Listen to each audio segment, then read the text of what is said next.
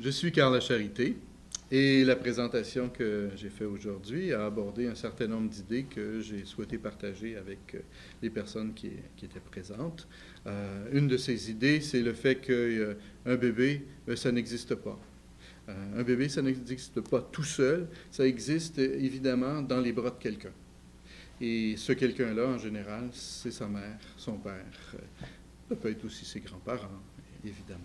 Et donc, cette idée nous a amené, moi, mes collègues, à concevoir que, en fait, le premier besoin qu'un enfant a, c'est le besoin d'avoir une mère et un père.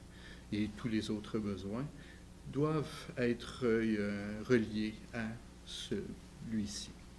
Une autre idée que j'aborde aussi dans cette présentation, c'est le fait que le développement de l'enfant et la parentalité ont intérêt à être compris dans une perspective qui est écosystémique.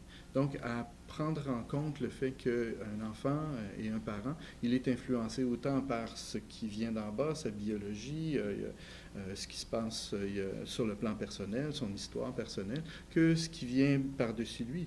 Donc, les relations qu'il entretient avec le monde qui l'entoure.